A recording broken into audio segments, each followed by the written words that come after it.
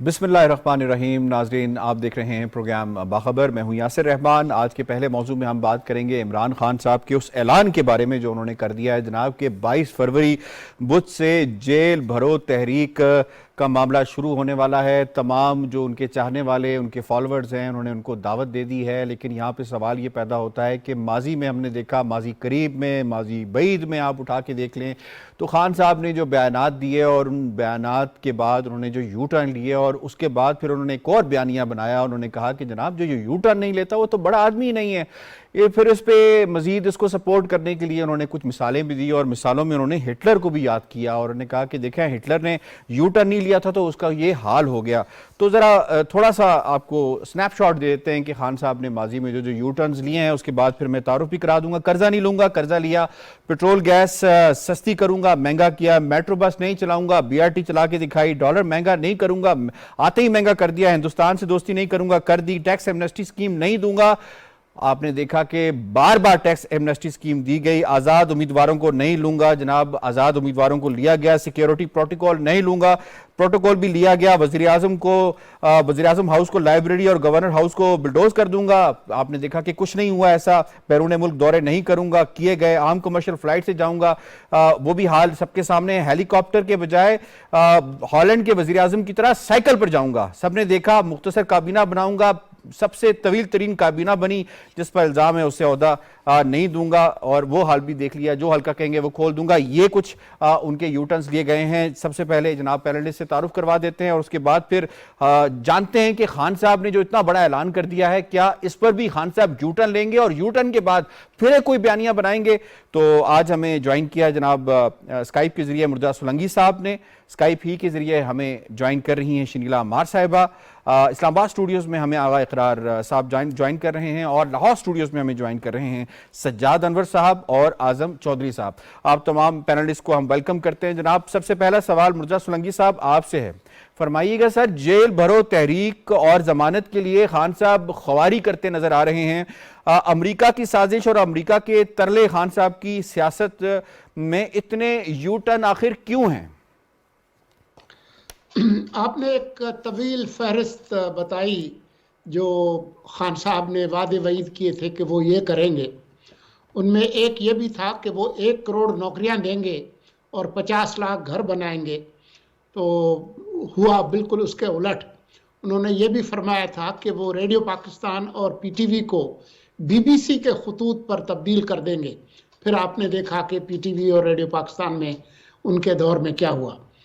लेकिन बात यह है कि खान साहब का जो तर्कश है उसमें जो तीर हैं वो ख़त्म हो गए। जो कुछ भी उन्होंने जो तहरीक अदम एतमाद से आने से भी पहले जो ऐलानात कर रहे थे कि जी मैं 3 विकेटें गिराऊंगा 1 बॉल से और तहरीक अदम एतमाद को नाकाम बनाऊंगा, उसकी कामयाबी से लेके 10 लाख लोग जो है वो डी चौक में जमा होने थे, वो 2 गाड़ियों के अंदर आ गए थे। फिर 25 6 दिन के बाद वापस आऊँगा। फिर जी 25 मई का उन्होंने नाम दिया कि जी वहाँ पर इस्लामाबाद में 20 लाख लोग आएंगे। फिर आपने देखा कि किस तरीके से 26 नवंबर को उन्होंने कहा था कि 30 लाख लोग रावलपिंडी में आएंगे और इनकलाब लाएंगे। फिर उन्होंने जब उनकी सूबाई हुकूमतें वो नहीं लाई तो उन्हीं को सज़ा देने के लिए उनकी हुकूमतें ज़बरदस्ती ख़त्म करवाईं। लेकिन अब ये जो जेल भरो तहरीक का जो उन्होंने ड्रामा किया है, जो मेरी इतलात हैं वो ये हैं कि जो उनके अरकान सूबाई असम्बली और कौमी असम्बली थे माजी के, इस्तीफ़ा जो दे चुके हैं, तो उनसे उनकी ड्यूटी लगाई गई है कि इतने लोग आपने लेने हैं। अब वो लोग तो नहीं आ रहे, लेकिन उनके जो लोग हैं वो खान साहब को खुश करने के लिए रजिस्ट्रेशन फार्म में हज़ारों लोग जो है वो दिखा देंगे कि जी ये तैयार है। मसला ये है कि मुल्क में मार्शल लॉ नहीं है, मुल्क में जमहूरियत है, और जब तक कोई लोग कानून को नहीं तोड़ते, अमन अमान में कोई खलल नहीं डालते, कोई अवामी इमलाक का नुकसान नहीं करते, कोई तशद्दुद नहीं करते, पुलिस किसी को गिरफ्तार नहीं कर सकती। ये कानून है। तो वो इसका वो नाजायज़ फ़ायदा उठाने की कोशिश कर रहे हैं कि देखे जी हम तो गिरफ्तारी दे रहे थे लेकिन उन्होंने नहीं दी। लेकिन अगर ये गिरफ्तारी से इतने संजीदा हो गए होते तो ये हर रोज़ जो ट्विटर पे टॉप ट्रेंड चलाते हैं कि अभी अभी जमान पार्क पहुंचो और उनकी सांस फूली हुई है कि जी इमरान खान रेड लाइन है। जो इस मुल्क की अदालतों के जो कमरे हैं वो इनकी जमानत की दरखास्तों से भर गए हैं जेल भरने से पहले। तो सवाल ये है कि जो शख्स जेल भरना चाहता है वो अपनी गिरफ्तारी दे ना, ताकि अवाम अपने महबूब कायद की गिरफ्तारी की तकलीद करते हुए गिरफ्तारी दे। ये हर एक को पकड़वाना चाहता है सिवाय अपने, क्योंकि उनका अपना रिकॉर्ड ये है कि सही। डेरा गाजी खान में 7 दिन उन्होंने जेल काटी थी और हर एक से तरले मिन्नत करके किसी तरह से अच्छी शोहरत, अच्छे चाल चलन की जमानत दे के बाहर निकले थे। ये 70 साल की उम्र में 26 साल की तहरीक का निचोड़ ये है। बिल्कुल ठीक है। वो शेख रशीद साहब भी बाहर निकल के उन्होंने भी काफ़ी जो है वो थम टेस्टिंग की है और वो कहते हैं कि उनका जो खाना है रावलपिंडी के एक निजी होटल से जाता रहा है, तो वो वहाँ तो मुराद, और उन्होंने तो मुशक्कती तक 2 मुशक्कती भी लिए और अपनी चॉइस के वहाँ पे लिए, तो उनको ये मुराद वहाँ पे मिलती रही हैं। जो डिटेल सामने आ रही। शनीला अमार साहब फरमाइएगा, क्या बड़ा लीडर वही होता है जो यू टर्न लेता है, और जो यू टर्न नहीं लेता अपने मौक़िफ़ पे कायम रहता है, तो वो बड़ा लीडर नहीं होता? देखिए, ये जो खान साहब ने मुतारिफ करवाई थी हिटलर को लेके, तो आप और हम सब देख सकते हैं कि तारीख में हिटलर को किस नाम से याद रखा जाता है और उनकी किस आदात की वजह से उनको याद रखा जाता है।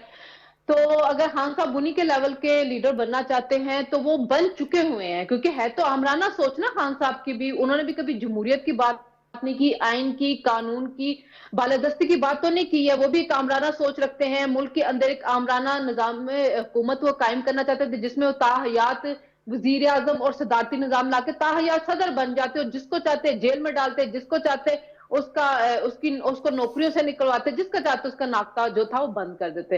देखिए, खान साहब की जो सियासत की पॉलिसीज है ना, उनमें सबसे कंसिस्टेंट जो पॉलिसी है वो है यू टर्न वाली। इससे खान साहब कभी पीछे नहीं हटे हैं और उन्होंने यू टर्न इतने लिए कि उनपे अगर आप घूमते रहे तो गोल गोल चक्कर आप लगाते रहे। हमारे एक दोस्त है जी फखर दुरानी साहब, उन्होंने द न्यूज में एक स्टोरी की जिसमें उन्होंने कहा कि ये हालिया अमेरिका की साजिश के ऊपर जो खान साहब ने यू टर्न लिया, उसको लेकर 100 यू टर्न जो है वो उनके कंप्लीट हो चुके हैं, यानी कि सेंचुरी कर ली है खान साहब ने सियासत के अंदर भी यू टर्न की। और जाहिर है, जब आपके पास सियासत में अवाम को देने के लिए कुछ नहीं है, कारकर्दगी दिखाने के लिए कुछ नहीं है, तो फिर आप इन्हीं यू टर्न्स के ऊपर और इन्हीं बहलावों के ऊपर, इन्हीं दिलकश नारों के ऊपर ही अपने लोगों को बहलाते रहते हैं।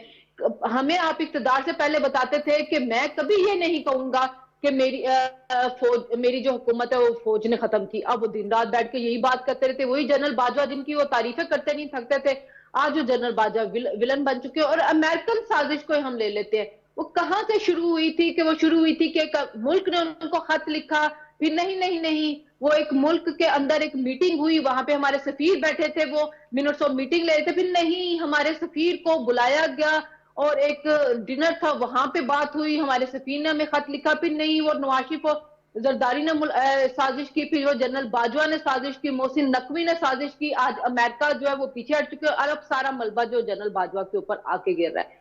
तो इसी तरह जो जेल भरो तहरीक का उन्होंने शुरू किया है, हम खान साहब ने अगर जाना है तो सबसे पहले वो अपनी जमानतों वाली सारी दरखास्तें वापस लें। वो तो वो ले नहीं रहे हैं। जमान पार्क के बाद औरतों और बच्चों को बिठा दिया, औरतों से वो ओथ ले रहे हैं कि आप जाएं और जाके जेल भरे, खुद क्यों नहीं जाते हैं? बच्चों को, औरतों को ढाल क्यों बनाते हैं? तो ये सियासत ही उनकी यही है। ये बड़ा लीडर नहीं, ये एक छोटा लीडर जो है वो एक बड़ी पोजीशन के ऊपर 4.25 साल के लिए हमारे सरों पे मुसल्लित कर दिया गया था इस मुल्क को तबाह करने के लिए। जिस अमेरिका से आजादी के नारे लगते रहे थे, अब उसी अमेरिका के पास अपने लोगों को भेज रहे हैं। वो उसको कहते होते थे, खान साहब ओपोजिशन का क्या काम बनता है कि वो फॉरेन डिप्लोमेट से बने, अब इनके लोग जाके क्यों फॉरेन डिप्लोमेट से बनने? वो लोटों की हमें कहानियां सुनाते होते थे कि जो लोग अपनी पार्टी को छोड़ के आ जाते हैं, उनके बच्चों के साथ शादियां ना करें, उनका सोशल बाइकआउट करें। अब वो लोटों को खुद गले में जो दुपट्टे डाल डाल के अपने साथ खड़े होकर तस्वीरें खिंचवा रहे होते हैं, वो क्या मैसेज अपनी आवाम को दे रहे थे? और मैं आफरीन कहूंगी उनके सपोर्टर्स के ऊपर, जो सारे इन यू टर्न के बावजूद भी उनके पीछे लगे हुए होते हैं और उनके सारे यू टर्न के बावजूद उनको एक बड़ा लीडर साबित करने की कोशिश कर रहे होते हैं। तो खान साहब बहुत जल्द जेल भरो तहरीक से भी यू टर्न लेंगे, क्योंकि अब बचा कुछ नहीं था। क्या क्या वो आप कर लेते हैं और फिर भी उनको इलेक्शन नहीं मिला। तो आखिरी हरबा है एक बुझते हुए चिराग का। आप कह रही हैं कि फ्रस्ट्रेशन का शिकार हैं, ये वजह है कि उस तरह के बयानात देते हैं और इनकी पॉलिसी भी है। जनाब आजम चौधरी साहब, आपको सर इसमें इन्वॉल्व करूंगा। ये फरमाइएगा कि मुर्जा साहब की मौजूदगी का फ़ायदा उठाते हुए BBC नवंबर में मुर्जा साहब ने ये एक एनालिसिस दिया था अहमद एजाज साहब को। उन्होंने कहा था साइफर बयानिए से जो सियासी फ़ायदा उठाना था वो खान साहब उठा चुके, इसलिए अब खान साहब इसके ऊपर यू टर्न ले रहे हैं और उनको पता है कि अगर अमेरिका को नाराज करेंगे तो फिर मामलात मजीद बिगाड़ का शिकार हो जाएंगे। खास तौर पे अमेरिका का जो आपने देखा होगा मार्च के अंदर जो जलसा हुआ बाद में, उसमें एक कागज लहरा के उन्होंने अमेरिका की तरफ इशारा किया था और बाद में कहा कि अमेरिका का नाम नहीं लेना, इसके बगैर खेलना है। तो ये जो सारा प्रोसेस उन्होंने शुरू किया और उसके बाद जो यू टर्न लिया, इसको हम क्या समझेंगे? इनकी पॉलिसी है, स्ट्रेटजी है, या इनको समझ आ गई कि ये गलत रास्ते पे चल पड़े हैं?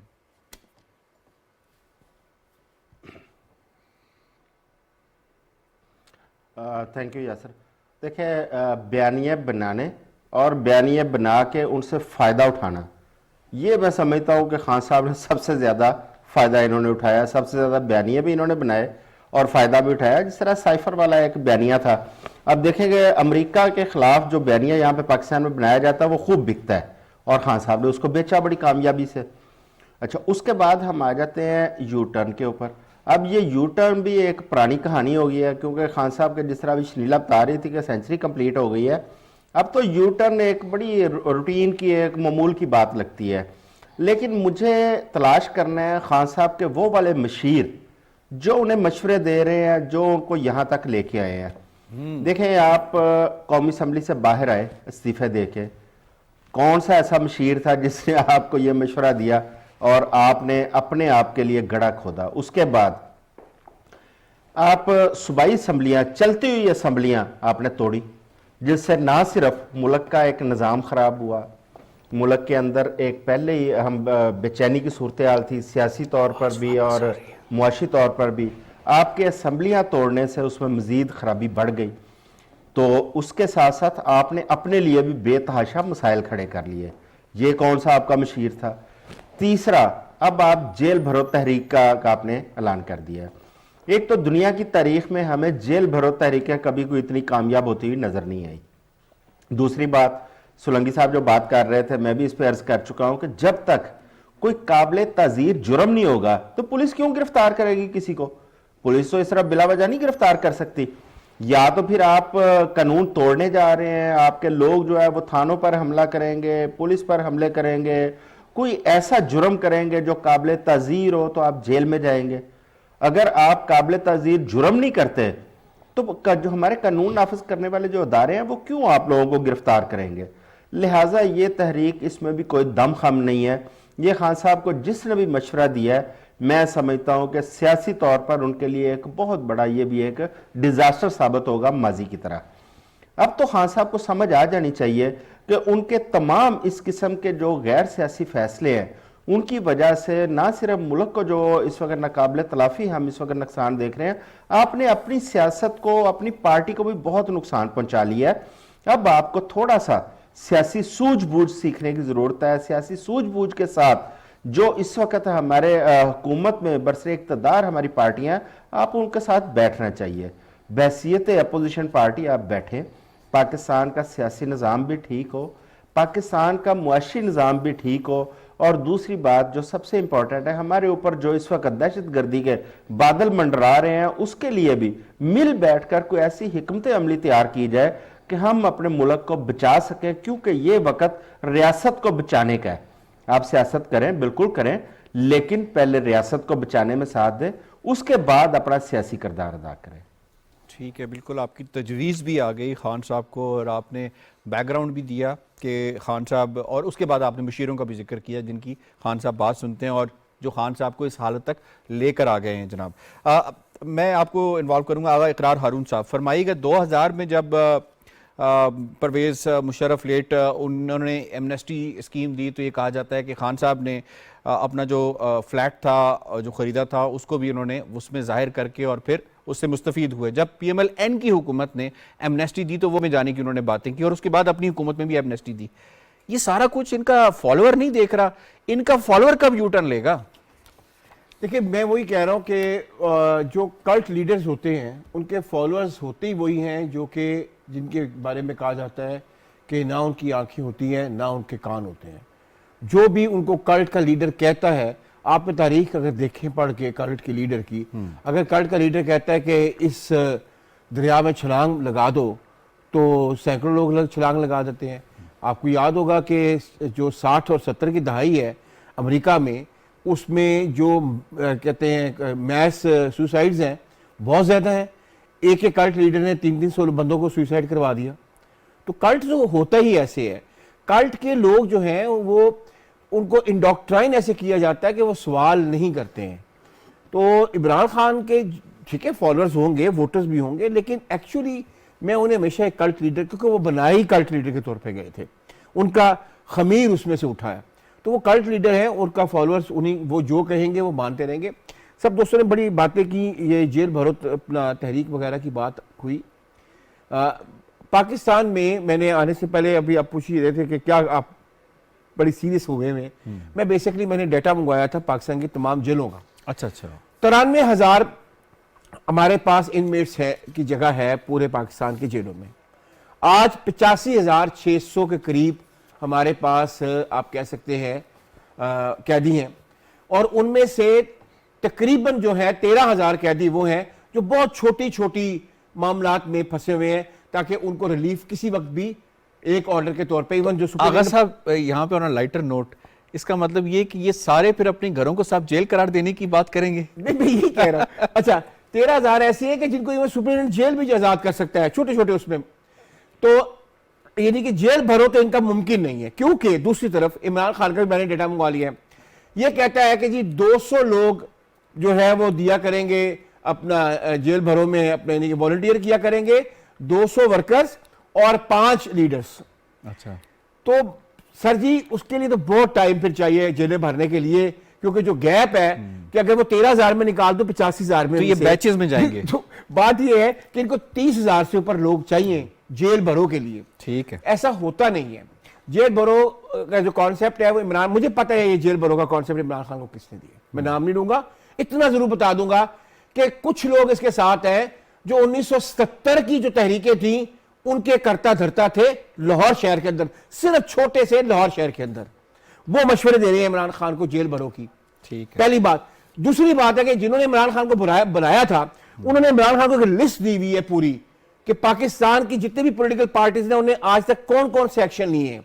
वो लिस्ट में तकरीबन वो लिस्ट जो है अकॉर्डिंग टू सम पीपल, उसमें 550 पॉइंटर्स बना के दिए गए थे इमरान खान को जब उसे बनाया जा रहा था, वो भी उसके सामने रखी होती है, वो उससे भी मुस्तफीद हो रहा होता है। ये सारी जेल भरो तहरीक का कोई फायदा नहीं है। इमरान खान जितने मर्जी यू टर्न ले, उसका हमें रिजल्ट नजर आएगा जब वोट उस वोटर्स को वोट देगा। जहां तक उसके फॉलोअर की बात है, हर पॉलिटिकल पार्टी के फॉलोअर्स होते हैं। जहां तक इमरान खान के एक लीडर की बात है, बुरा ना मनाइएगा, जान की मान पाऊं तो अर्ज करूं, मैं तो उसे लीडर कभी माना ही नहीं है। जिस तरह मैंने इमरान खान को रोते हुए देखा था ना पंजाब अपना यूनिवर्सिटी में, मैंने परसों चौथ भी रिक्वेस्ट की थी, फिर आज रिक्वेस्ट कर रहा हूं, मेरा भाई बैठा हुआ है आजम चौधरी, हम दोनों उस दिन एक टीवी चैनल में हम दोनों इकट्ठे काम करते थे। हमें पता चला, हमारे उसने फोन किया मुझे, मैं हेड करता था उसको, मुझे फोन किया मेरे कैमरामैन ने कि सर जी ये वाकया हुआ है, मैंने उसकी अपना वो बनाई है, स्ट्रीमिंग बनाई है, मैंने कहा मुझे भेज दो। ये बंदा रो रहा था वहां पे, जर्नलिस्टों को कह रहा था कि मुझे आवाजें दे दे के कह रहा था कि मुझे जो है जमात इस्लामी के लड़कों के कमरे में मुझे जो बंद किया मुझे बाहर निकालो, खिड़कियों के वो जो छोटा सा होता है, इसको हम लीडर कहते हैं। ठीक है, आप वाकयात के तनाजुर में ये कह रहे हैं कि वो खुद भी जेल भरो तहरीक के भाई वो लीडर है ही नहीं। ठीक है, आपका पॉइंट बनाया गया था लीडर, और अभी भी आखिरी बात कहूंगा, जिन्होंने बनाया था, जिन लोगों ने बनाया था, अभी तक वो कहीं ना कहीं उसको सपोर्ट करने के लिए या मशवरा देने के लिए मौजूद हैं। आपका ये जनाब कहना है। सज्जाद अनवर साहब, सर फरमाइएगा, ये जो मामलात हैं जेल भरो तहरीक के, इससे पहले हमने देखा खान साहब कह रहे हैं ये तीसरा मज़ामती दौर का जो तीसरा फेज है वो शुरू हो चुका हुआ है। जो पहले 2 फेजेस का हाल है थोड़ा सा हमारे नाज़रीन को वो भी बता दीजिएगा, उससे खान साहब क्या हासिल कर पाए हैं, और जो जेल भरो तहरीक की स्टेटमेंट, ऐलान और डेट्स की बात की जा रही है, ये खान साहब की फ्रस्ट्रेशन का निशानी है या फिर खान साहब के पास कोई स्ट्रेटजी है?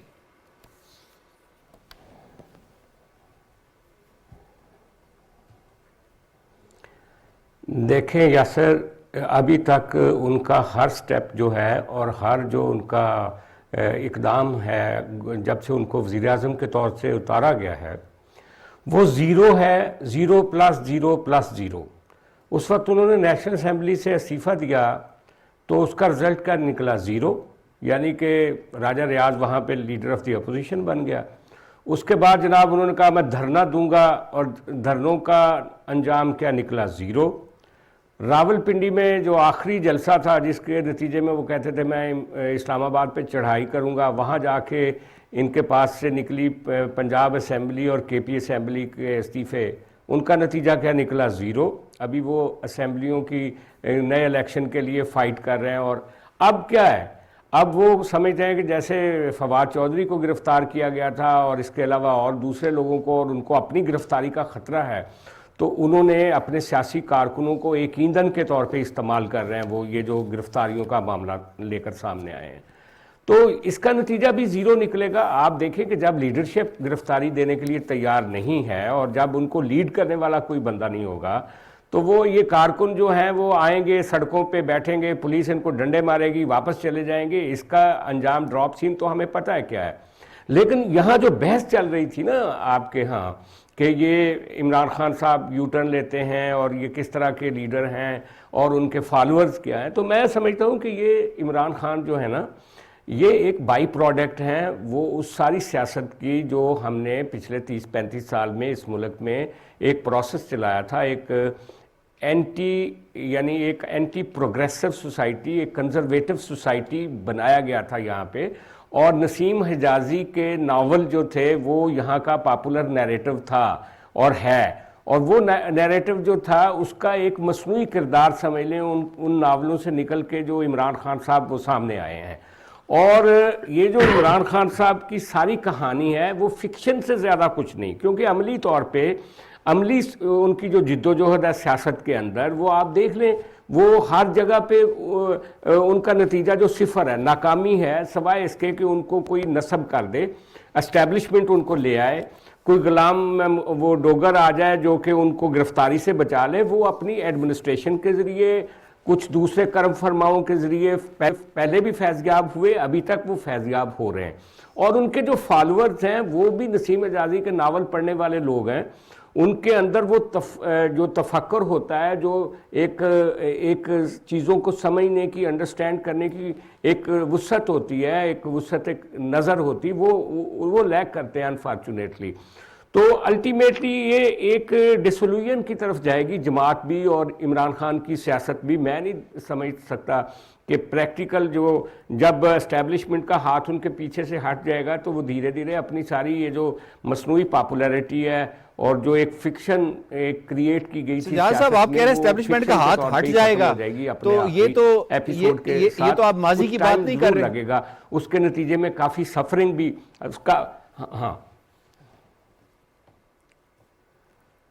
ये माजी की बात भी कर रहा हूँ, ये मैं फ्यूचर की बात भी कर रहा हूँ, क्योंकि इनका जिस तरीके से तश्कील हुई है, इनका वाइंड अप भी उसी तरीके से होगा।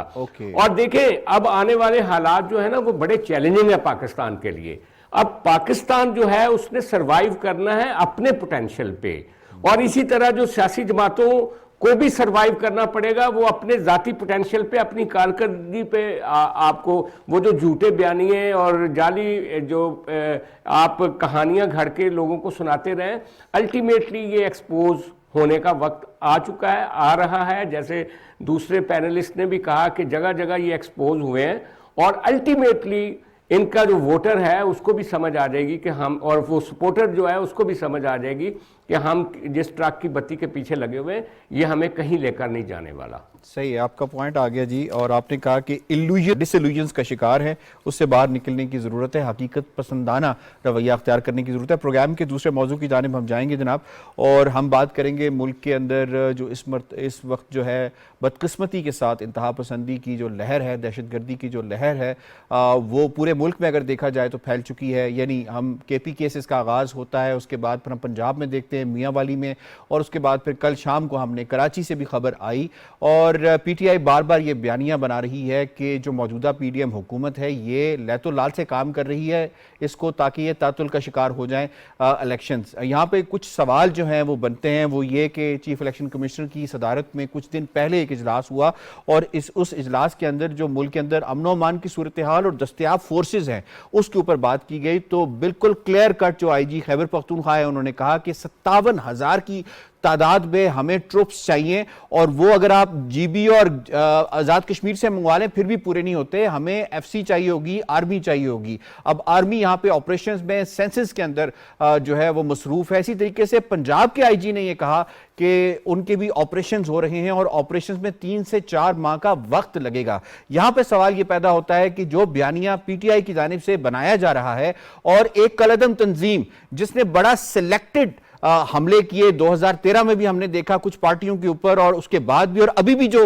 हालिया बयान उनसे मंसूब किया जा रहा है उसमें भी वो कुछ सिलेक्टेड जमातों के हवाले से बात कर रही हैं। तो ऐसे हालात के अंदर इंतखाबात 90 डेज के अंदर कॉन्स्टिट्यूशन के मुताबिक क्या होना जरूरी है, और अगर नहीं होते तो क्या कोई रास्ता मौजूद है या नहीं, इस पर हम बात करेंगे। जनाब, इस पर पहला सवाल मेरा मुर्तज़ा सोलंकी साहब सर आपसे होगा। ये फरमाइएगा कि कराची में दहशतगर्दी का जो वाकया हुआ, पेशावर में दहशतगर्दी के वाकयात हुए जिसको वजीर आजम ने कहा कि यह पाकिस्तान पर हमला है, इन मखदूश हालात में सिक्योरिटी के इदारे क्या इलेक्शन के लिए मदद फराहम कर सकेंगे सर?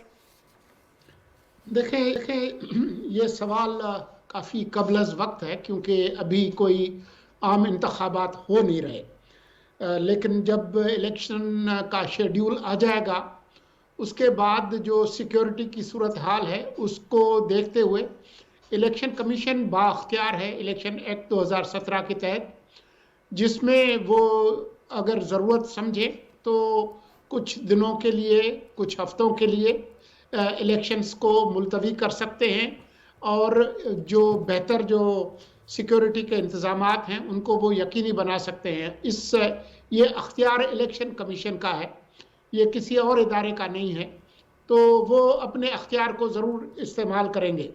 लेकिन जो सूरत हाल है सिक्योरिटी की, ख़ास तौर पर अफ़गान तालिबान के इक़्तिदार में आने के बाद जिस तरह से टीटीपी और दूसरे दहशतगर्द गिरोह अपनी सरगर्मियाँ तेज़ किए हुए हैं, ये एक हकीकी ख़तरा है। ज़रूरत इस बात की है कि जिस तरह से नेशनल एक्शन प्लान बना था 24 दिसंबर 2014 को आर्मी पब्लिक स्कूल के वाक़े के बाद जो 20 नुकाती प्रोग्राम था उस नामुकम्मल एजेंडे को मुकम्मल किया जाए, और जिस तरह से अपेक्स कमेटियां बनी थीं और उन्होंने एक किरदार अदा किया था उनको फ़ाल किया जाए, और जो कमी रह गई है बयानिए के एतबार से उसको पूरा किया जाए। ये एक मुस्तकिल अमल है, इलेक्शन हो ना हो ये काम, ये दहशतगर्दी के ख़िलाफ़ लड़ना, ये हमारी जिम्मेदारी है, वो हमें पूरा करना होगा। बाकी जो इस तरह के जो इल्ज़ामात पीटीआई लगा रही है वो पहले भी लगाते थे, जब नवाज शरीफ साहब की हुकूमत थी उस वक्त भी इमरान खान लगाते थे, आज उनके जो हामी है वो मुख्तलिफ तरह के इल्ज़ामात लगाते हैं। लेकिन ये इलेक्शन कमीशन की जिम्मेदारी है, और आइन के अंदर इसकी इजाज़त है कि आइन के आर्टिकल 254 के तहत अगर कोई काम जो कि एक ख़ास मुद्दत के अंदर आपको करना है, किसी वजह से आप उस मुद्दत में ना कर सकें और बाद में करें, तो वो गैर कानूनी नहीं हो जाता। तो आइन के आर्टिकल 218(3) के तहत इलेक्शन कमीशन ही वाहिद इदारा है जिसकी जिम्मेदारी है कि आज़ादाना और मुनसिफाना इंतखाबात को यकीनी बनाए, और मुझे उम्मीद है कि वो अपना किरदार अदा करेंगे। आपने आज़ादाना और मुनसिफाना और शफाफ इंतखाबात के हवाले से की है जो इलेक्शन कमीशन की यकीनन जिम्मेदारी है, तो यहाँ सवाल ये पैदा होता है, शनीला अमार साहिबा, कुछ देर पहले एक मुबैना ऑडियो सामने आई है सोशल मीडिया पे, मेन स्ट्रीम मीडिया पे उसकी काफ़ी चर्चा हो रही है, तो ऐसे हालात में फिर ये बताइएगा कि मुबैना तौर पे इस ऑडियो में गुलाम महमूद डोगर साहब और यास्मीन राशिद साहिबा की जो मुबैना ऑडियो है, क्या इन मुतनाज़ा तकरीरों के तहत पंजाब में फिर शफाफ इंतखाबात हो पाएंगे? देखें, जो ये तकर्री है, इसको लेके पिछले दिनों से मीडिया के अंदर बहुत ज्यादा चर्चा जो वो होता रहा था। जब जिस वक्त ये हुई थी उस वक्त भी इसके बारे में बहुत बात हुई थी कि एक जो पुलिस ऑफिसर है, और ये वो जमात जो इस दावे के साथ इक्तदार में आई थी कि हम पुलिस को गैर सियासी बनाएंगे, लेकिन फिर हमने देखा था पंजाब में 4 आईजी चेंज हुए। उसके अलावा वो एक डीपीओ साहब जिन्होंने जो साबका जो खातून अव्वल है उनकी फैमिली के साथ जब मिसबिहेव किया तो पता चला कुछ डीपीओ की तबादला किनके कहने पे करवाया गया, लेकिन वो तो चले जी उस वाक्य को कवर कर लिया गया। लेकिन उससे पता चलता था कि पंजाब के अंदर जो पुलिस है उसकी उनकी तकर्रियां तबादले किस बुनियाद के ऊपर हो रहे हैं। उनके तकर्रियां तबादले सिर्फ इसी बुनियाद पे हो रहे हैं कि जो पीटीआई के लोगों के काम कर रहे थे, पीटीआई के लोगों को खुश कर रहे थे, सिर्फ वो अपनी पोस्ट के ऊपर थे, उन्हीं के तकर्रियां तबादले, बाकियों को फिर वहां से निकाला जा रहा था। इसी तरह ये जो गुलाम महमूद डॉगर साहब जिस वक्त आए हैं, हमने देखा कि परवेज इलाही साहब के घुटनों को छू रहे हैं वो, और वो उनको बड़ा गले लगा रहे हैं, बड़ी उनके बारे में वो मुतनाजा थे। एक सरकारी मुलाजिम, एक सरकारी मुलाजिम, और वो भी पुलिस का जिसने लोगों को तहफ्फुज़ फराहम करना है। लेकिन अगर वो एक सियासी पार्टी के कहने पे आ रहा है और वो उन्हीं का बंदा अगर है, तो आप ये बताएं कि दूसरी सियासी पार्टियां क्या इनसिक्योर नहीं होंगी? क्या दूसरी सियासी पार्टियां इनके तहत जाके इलेक्शन कैंपेन चला सकेंगे? ये तो उनके वर्कर को जेलों के अंदर भेज देगा, ये तो उनके वर्कर को सियासी तौर पे कैंपेन नहीं चलाने देगा। और फिर आप ये देखें कि जो अभी ऑडियो लीक आई है, यास्मीन राशिद उनको क्या कह रही हैं कि खान साहब बहुत ज्यादा कंसर्न है आपके बारे में कि आप कब बहाल हो रहे हैं, कि आज की रात हमारी सुकून से गुजर जाएगी। यानी कि उनको इनकी तकर्री चाहिए सिर्फ अपने तहफ्फुज़ के लिए। पहले इनकी तकर्री इसलिए की गई थी कि जी वो खान साहब ने अपने किसी बहनोई का प्लॉट छुड़वाना था तो उसके लिए ये चाहिए थे, अब ये खान साहब की हिफाजत के लिए चाहिए। फिर ये उसके बाद जब इलेक्शन की कैंपेन चलेगी तो ये खान साहब के लोगों को ने जो इलेक्शन कैंपेन चली है उनको सिक्योरिटी फराहम करेंगे। तो इसी वजह से जो अभी खबरें कुछ आई हैं सोर्सेज के जरिए कि इलेक्शन कमीशन जो है उन्होंने दोबारा इस ऑडियो लीक्स के बाद, और निगरान हुकूमत जो पंजाब की, वो ये सोच रहे हैं कि हम इस तकर्री को रोकें, और जो 23 फरवरी को दोबारा सुप्रीम कोर्ट में जाना है तो वहां पे जाकर अपने तहफ्फुज़ात का इजहार करें कि भाई ये इतनी अहम पोस्ट अगर हम एक सियासी बंदे की कर देंगे तो फिर उसके तहत हम इंतखाबात कैसे जो है फ्री एंड फेयर बनाएंगे। देखिए किसी भी हमारा हमसाया मुल्क में चले जाए भारत के अंदर, वहां पे जब इलेक्शन होते हैं तो निगरान हुकूमत नहीं होती, सारे इख्तियारात इलेक्शन कमीशन के पास होते हैं। अगर इलेक्शन कमीशन ने इनके तकर्री जो है वो इनको तबादला किया है, इनका ट्रांसफर किया तो कुछ सोच के किया है।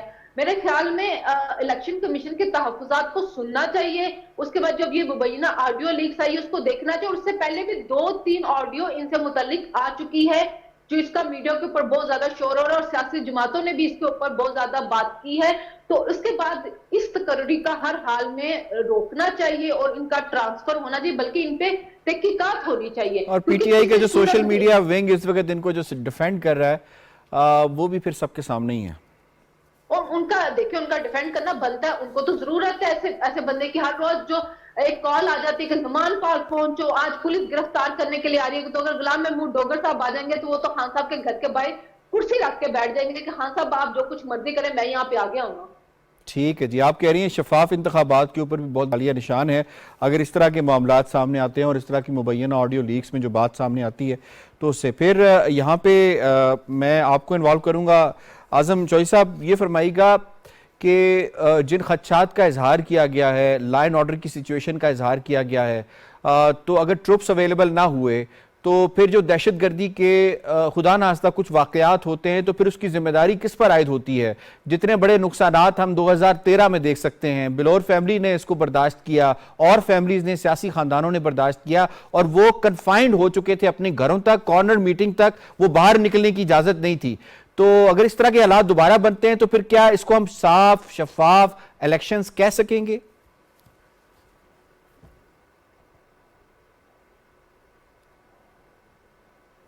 अल्लाह ना करे कि ऐसे हालात हो, क्योंकि देखें जब दहशतगर्दी हम साबका जंग जो हमने लड़ी है उसमें हमने बहुत बड़ी बड़ी कुर्बानियाँ दी हैं, हमारे हज़ारों लोग शहीद हुए हैं।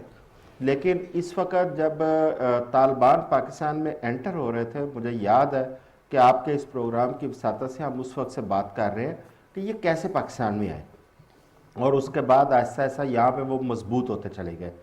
देखिए ये एक ऐसा मामला है जिसको हम सियासी तौर पर ना किसी के साथ जोड़ सकते हैं, ना इसको सियासी रंग दे के हम रियासत का नुकसान कर सकते हैं। ये एक कौमी इशू है और इसको तमाम स्टेक होल्डर्स की जिम्मेदारी है इसके ऊपर संजीदगी से बात करने की और इस मामले को ख़त्म करने की।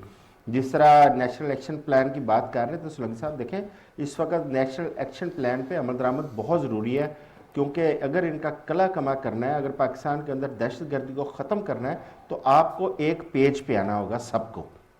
दूसरी बात यह है कि अगर इसकी वजह से हम दहशतगर्दी की वजह से हम इंतखाबात को जोड़ते हैं तो हमने माजी के अंदर बहुत शदीद दहशतगर्दी के अंदर भी हमारे ज़िमनी इंतखाबात हो चुके हैं, क्योंकि ये एक आइनी मामला है। मैं नहीं समझता कि हमारी मौजूदा जो हुकूमत है या जो इलेक्शन कमीशन है वो आइन से हट कर कोई ऐसा इकदाम करेंगे जिसमें कोई आइन की खिलाफ वर्जी और उसको भुगतना पड़े। लिहाजा इस मामले में क्योंकि अदालतों के अंदर भी चल रहे हैं ये चीज़ें, मेरा ख्याल है कि आइन को मद्देनज़र रखते हुए इस हुकूमत को जो भी करना है उसको मद्देनज़र रख के करना है। बेनज़ीर भुट्टो की शहादत आपको याद होगी, जब मोहतरमा बेनज़ीर भुट्टो शहीद हुई उस वक़्त भी इंतखाबात सर पे थे और इलेक्शन कमीशन उस वक़्त कोर्ट में गया था और सुप्रीम कोर्ट ने 35 दिन, मेरा गालबन 35 दिन का टाइम दिया था कि आप इसको डिले कर सकते हैं। लिहाजा ये इसका फ़ैसला हम डिबेट्स के अंदर मेरा ख्याल है हम नहीं कर पाएंगे। ये इलेक्शन कमीशन और हमारी आला अदलिया वही इस पे कोई फाइनल डिसीजन दे सकते हैं। और जहाँ तक दहशतगर्दी का मामला है अभी भी हमारे पास टाइम है कि हम इसको संजीदगी से ले एक पेज पर इकट्ठे हो जाए और मिलकर इनका मुकाबला करें। वरना जिस दिन उन्होंने इस्लामाबाद के अंदर खुदकुश बम्बार ने एक हमला किया था, हमने उसी वक्त ये बातें करनी शुरू कर दी कि पाकिस्तान पूरा उनकी एक्सेस में है, ना लाहौर दूर है ना कराची दूर है। और पेशावर का इतना अफसोसनाक वाक़या हुआ जिसका अभी तक हम उसका दर्द और दुख नहीं भूल पाए। और कराची के अंदर ये कल वाला वाक़या ये इंतहाई तशवीशनाक और दर्दनाक वाक़या है। लिहाजा सबसे पहले दहशतगर्दी का कला कमा करना ज़रूरी है और इंतखाबात को हमें इलेक्शन कमीशन और अदलिया को उस पर छोड़ देना चाहिए। जो फैसला करेंगे मेरा ख्याल है वही मुल्क के लिए बेहतर होगा। चलें जी, आपका पॉइंट भी आ गया। आप कह रहे हैं कि इदारे इसका फैसला करें, डिबेट्स में फैसला नहीं होगा, इदारों ने फैसला करना है। जनाब आगा इकरार साहब फरमाइएगा, गवर्नर्स के ऊपर बड़े इल्ज़ामात लगाए जा रहे हैं कि गवर्नर्स जो हैं वो तारीख नहीं दे रहे। ऐसे में ख़त जो है वो सदर ममलिकत की जानिब से इलेक्शन कमीशन को भी लिखा गया है। इलेक्शन कमीशन ने अल्फाज के चुनाव के ऊपर तहफ़्फ़ुज़ात का इजहार किया, लेकिन वो कह रहे हैं जिस मुलाकात की बात सदर साहब ने की है हम उस मुलाकात में शिरकत करेंगे। अब यहाँ पे कुछ सोशल मीडिया पे भी बातें हो रही हैं कि क्या सदर साहब गवर्नर्स के होते हुए तारीख दे सकते हैं? नहीं दे सकते। ये यानी कि ये तो कॉन्स्टिट्यूशन में लिखा हुआ है, बिल्कुल नहीं दे सकते और कोई प्रोविजन ऐसी नहीं है। और जो बातें अभी बड़ी खूब जो अहम बातें की हैं आज़म साहब ने, उन वो बातें जहन में रखिए कि इंतखाबात कब होने हैं वो मैं और आप फैसला नहीं कर सकते हैं और ना ही कॉन्स्टिट्यूशन की कोई भी प्रोविजन इंतखाबात रोक सकती है, ये भी मैं आपको बता दूं। ठीक, ये सिर्फ और सिर्फ ये वाक़या ही ऐसे ही होगा। सुप्रीम कोर्ट चाहेगी और उसके साथ इलेक्शन कमिश्नर 2013 में से ज़्यादा खतरनाक हालात थे, इलेक्शन हुए थे। बेनज़ीर भुट्टो साहबा की शहादत के बाद भी 35 बाद इलेक्शन हुए थे। अभी भी अगर हमारा ख्याल है कि मुल्क में हालात ख़राब है और लॉ एंड ऑर्डर का सिचुएशन है, आर्मी ने अपने आप को विड्रॉ नहीं, वो एंगेज हैं, वो नहीं आएंगे, ये हमें क्लियर हो गया। ऑपरेशन हो रहे हैं ऑफ कोर्स हर जगह पे। मेरा मकसद है कि फिर से अपने सीटीडी के साथ आप सारे एंगेज हुए हैं, आपकी रेंजर्स भी एंगेज हुई है, लेकिन फिर ये मैं और आप फैसला नहीं कर सकते हैं। ये सुप्रीम कोर्ट जाएगा, अपना इलेक्शन कमीशन, वो कहेगा कि जी हालात ये है, मेरे पास अपना अमला नहीं है, मुझे इतना टाइम दिया जाए। ये मैं और आप फैसला नहीं कर सकते। वैसे लाहौर हाई कोर्ट ने भी तो अमला देने से माजरत कर ली है ना। मैं आपको बता रहा हूँ अमले का मसला है ना, ये अमले के बगैर देखें, इलेक्शन कमीशन का अपना कोई अमला नहीं होता है, ये जेहन में रखिएगा। उसे बारो करना होता है, लेना होता है। एग्जैक्टली, उसे बारो करना होता है, उसने एजुकेशन डिपार्टमेंट से बारो करना होता है, हेल्थ डिपार्टमेंट से करना होता है, अपना उनसे करना होता है, लॉ एंड ऑर्डर अपना जो है उनसे करना होता है, उनका अपना अमला नहीं है। तो ये वही तय करेंगे। वैसे तो हमने ये देखा कि जिस तरह से यहाँ पे बताया भी गया 2007 के इलेक्शन के हवाले से बीबी शहीद हुई, उससे पहले भी कहा जाता है 1988 में गालिबन आजम तारड़ साहब ने भी मिसाल दी थी कि वो सैलाब हुए थे, तो उसकी वजह से भी तारीख जो है वो दी तो गई थी, लेकिन वो भी इलेक्शंस थोड़े से आगे हुए थे। लेकिन उसमें एक बड़ा इंपॉर्टेंट पॉइंट है, उन्होंने कहा ये तमाम जो पॉलिटिकल पार्टीज हैं, फिर उन्होंने बैठकर फैसला किया था कि अभी हालात साजगार नहीं है, हमें इसे आगे लेकर जाना है। वो तो देखिए, पॉलिटिकल पार्टीज तो आज भी बैठने को तैयार है, वो तो आज भी मानती है कि हालात साजगार नहीं है। मुल्क आपने पैसे यानी कि मुल्क इस वक्त अपने यानी कि हमारे जो हालात हैं, हम इस हालात में हैं कि तकरीबन 50 अरब रुपए हम जाया कर दें, लेकिन एक शख्स ऐसा है कि वो नहीं मानता किसी की बात, मैं ना मानूं, उसे बनाई इसलिए कहा था तुमने बात नहीं माननी है पॉलिटिशियन की, तुम्हें अपनी पोजीशन रखनी है। बिल्कुल ठीक तो है। वो अच्छा, मुझे बात पूरी करनी चाहिए, टाइम मुझे पिछली कम मिला थोड़ा सा। बात यह है कि जहां तक हमने डोगर साहब की बात की, जब डोगर साहब ने इनकार किया था कि मैं जाके जवाब नहीं दूंगा, मैं जाके रिपोर्ट नहीं करूंगा उसमें फेडरल गवर्नमेंट में, मुझे एक बात बताइए तब उनके खिलाफ एक्शन क्यों नहीं लिया गया? बहुत क्लियर है इस मामले में, हमारे रूल्स प्रोसीजर्स बहुत क्लियर है, एस्टैब्लिशमेंट कोड जिसको एस्टा कोड कहते हैं वो बहुत क्लियर है। ये जिस तरह उन्होंने इनकार किया था, हम सारे जो लोग इसको कवर करते हैं, पुराना डीएमजी ग्रुप और आजकल का आप कहते हैं पाकिस्तान एडमिनिस्ट्रेटिव सर्विसेज, हम हैरान थे ये कैसे कर सकते हैं। लेकिन अब देखिए बात इस तरह, आप रियासत को कमजोर कर रहे हैं, आप फेडरेशन को कमजोर कर रहे हैं कि एक आदमी कहेगा कि मेरी ट्रांसफर आप नहीं कर सकते हैं, मैं नहीं जाता हूं, मैं जाकर रिपोर्ट नहीं करता हूं, मैं कोर्ट में चला जाता हूं और वहां से जाके मैं अपना ले आता हूं, अपना फैसला ले आता हूं। तो फिर आप ऐसे करें, डिपार्टमेंट बंद कर दें। आप सही, आप कह रहे हैं सर्विस रूल्स अलाउ नहीं करते। जी, एस्टा कोड में बिल्कुल क्लियर लिखा हुआ है। बिल्कुल ठीक है जनाब। और मैं सजाद साहब आपको इन्वॉल्व करूंगा, ये फरमाइएगा कि पीटीआई की जानिब से जो बयानिया बनाया जा रहा है कि हुकूमत लैतुल से काम कर रही है, हालात साजगार नहीं है या पीडीएम हुकूमत तैयार नहीं है, बताइए।